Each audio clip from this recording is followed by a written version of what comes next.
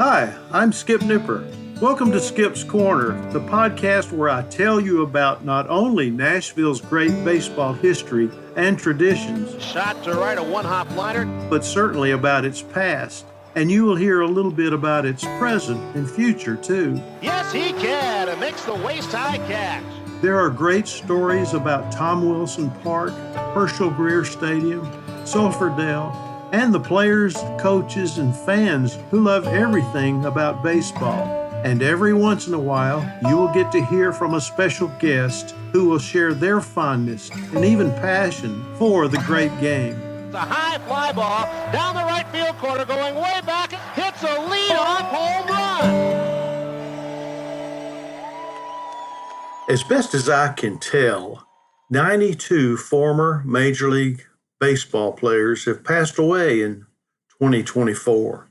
And there are some great names among them, such as Mike Cubbage, Billy Gardner, who played for the Nashville Vols in 1953 and became a manager and coach and was a player for the New York Giants, Rico Carty, an Atlanta Braves star, Ed Ott, and Don Wert among them. But quite literally, an all-star team could be built around some of these names. Now let's start with Jerry Grote in the catcher position. He played in Major League Baseball from 1963 through 1981 for these teams: the Houston Colt 45s, the New York Mets, LA Dodgers, and the Kansas City Royals. And after playing for Houston from 1963 to 1964, Grote played for the Mets for 11 seasons from 1966 to 1977. He was an All-Star twice in 1968 and 1974 and appeared in the World Series in 1969 and 1973 with the Mets, and again in 1977 and 1978 with the Dodgers. He passed away on April the 7th. Now, let me say that I've heard his name pronounced Grote also, but I always heard it was Grote, so that's where I am today. At first base, there are kind of two Hall of Famers: Orlando Cepeda, certainly a Hall of Famer, and Pete Rose, who's not in the Hall of Fame, but many think he should be, who also played several positions during his career. Cepeda was a Puerto Rican who played for 6 teams from 1958 to 1974, primarily for the San Francisco Giants. He was an 11-time All-Star and appeared in 4 World Series: in 1962 with the Giants, 1967 and 68 with the Cardinals, and in 1969 with Atlanta. Cepeda was the National League Rookie of the Year in 1958 and the National League Most Valuable Player in 1967. His number 30 is retired by the Giants, and Cepeda passed away on June the 28th. Now I'm going to go back to Pete Rose because I'm going to list him as a second baseman. That's where he began his career with the Cincinnati Reds.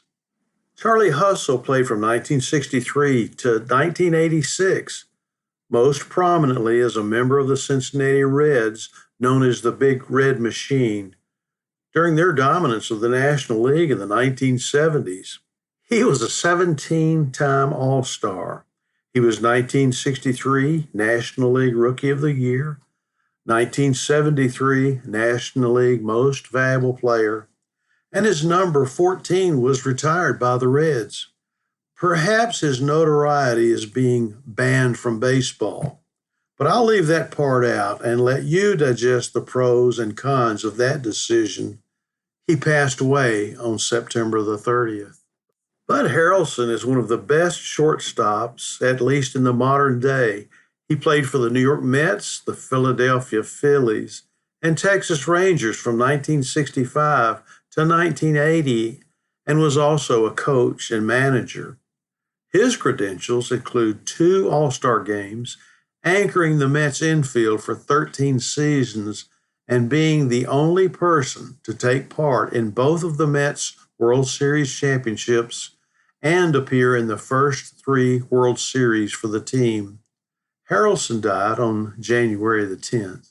Third baseman Bill Melton played from 1968 through 1977, most prominently as a member of the Chicago White Sox, where he was the 1971 American League Home Run Champion and named to the 1971 American League All-Star Team. Now, he also played for the California Angels and the Cleveland Indians and was a commentator for NBC Sports Chicago White Sox broadcasts, too. But he never quite lived up to expectations other than 2 consecutive seasons when he belted 33 homers in 1970 and 1971. Melton died on December the 5th in Phoenix. Rocky Colavito was primarily a right fielder from 1955 to 1968, most prominently as a member of the Cleveland Indians, where he established himself as a fan favorite for his powerful hitting and his strong throwing arm. Colavito also played for the Detroit Tigers, Kansas City Athletics, Chicago White Sox, Los Angeles Dodgers, and New York Yankees. At the time of his retirement in 1968, Colavito ranked third among American League right-handed hitters for home runs with 374, and eighth for American League games played as a right fielder. That's 1,272 games. He was a 9-time All-Star and led the American League in home runs in 1959 with 42. And RBIs in 1965 with 108. On June the 10th, 1959, Colavito hit 4 home runs in one game. He passed away on December the 10th. Willie Mays, the great Say Hey Kid, was a center fielder who played for 23 seasons in Major League Baseball and widely regarded as one of the greatest players of all time.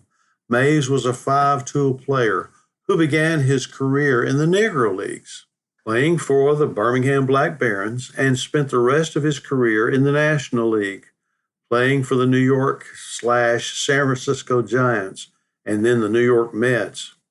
If there was ever a better all-around player who could do everything, I've not heard of him yet. Elected to the Hall of Fame in 1979, he was a 24-time All-Star, a World Series champion in 1954 when he made that great catch in center field at the Polo Grounds. He was a 12-time Gold Glove winner, 1954 National League batting champ, 4-time National League home run leader, and stolen base leader, and had his number 24 retired by both the Giants and the Mets. And like Colavito, on April the 30th, 1961, Mays hit 4 home runs in one game. Now, Willie Mays died June the 18th, and I was in Birmingham at that time, at Rickwood Field, the day he died. I had hoped, along with many others, that he would appear at the Rickwood MLB game between the San Francisco Giants and St. Louis Cardinals, but he passed those 2 days earlier on June the 18th. And only a few days ago, Rickey Henderson, the great Rickey Henderson, passed away. He played 25 seasons for 9 teams from 1979 to 2003, including 4 separate tenures with his original Oakland Athletics team. Henderson is perhaps baseball's greatest leadoff hitter and base runner. He holds the single-season record for stolen bases. That was 130 in 1982, and is the only player in American League history to steal 100 bases in a season, having done so 3 times, in 1980, 1982, and 1983. His 1,406 career steals is 50% higher than the previous record of 938 by Lou Brock. Henderson passed away on December the 20th, a 10-time All-Star and the 1990 American League Most Valuable Player. His number 24 was retired by the Athletics, and he was inducted into the Hall of Fame in 2009 in his first season of eligibility. There are several pitching greats who passed in 2024, and I'm going with a couple of favorites. First, Louis Tiant. He was a Cuban right-handed starting pitcher who pitched in Major League Baseball for 19 seasons, primarily for the Cleveland Indians and the Boston Red Sox. Tiant was a three-time All-Star and was also the American League ERA leader in 1968 and 1972, and the American League leader in strikeouts per 9 innings pitched in 1967, and the American League leader in shutouts in 1966, 1968, and 1974. The popular Tiant is a member of the Red Sox Hall of Fame and the Venezuelan Baseball Hall of Fame. He died on October the 8th. Next is everybody's favorite Fernando Valenzuela, who played 17 Major League Baseball seasons from 1980 to 1997, except for a one-year sabbatical in Mexico in 1992. He played for 6 Major League Baseball teams, most prominently with the LA Dodgers, who signed him in 1979 and gave him his MLB debut in 1980. He batted and threw left-handed, and he had an unorthodox wind-up. He was one of the small number of pitchers who regularly threw a screwball in the modern era. A 6-time All-Star, Valenzuela won both the National League Rookie of the Year and Cy Young Awards in the same year, 1981. He tossed a no-hitter on June the 29th, 1990, and his number 34 was retired by the Dodgers. Valenzuela passed away on October the 22nd at age 63. His manager, I'm choosing Whitey Herzog. He was one of the best. He made his major league debut as a player in 1956 with the Washington Senators. After his playing career ended in 1963, he performed various roles in Major League Baseball, including scout, manager, coach, general manager, and was a farm system director. He helped the New York Mets win the 1969 World Series as a scout and farm system director. As a big league manager, he led the Kansas City Royals to 3 consecutive playoff appearances from 1976 to 1978, then was hired by Gussie Busch in 1980 to manage the St. Louis Cardinals. The team made 3 World Series appearances, winning the 1982 World Series over the Milwaukee Brewers, but falling in 1985 and 1987. Inducted into the Baseball Hall of Fame on July the 25th, 2010, Herzog passed away this year on April 15th. Okay, so you're asking, where's the Nashville connection? As far as I know, there's just one. Unless some of these players played exhibition games, I can't see where any of them played minor league games. I know the Willie Mays All-Stars came here a couple of years in the 50s, but I can't find a box score that shows that Willie Mays played. But there is one.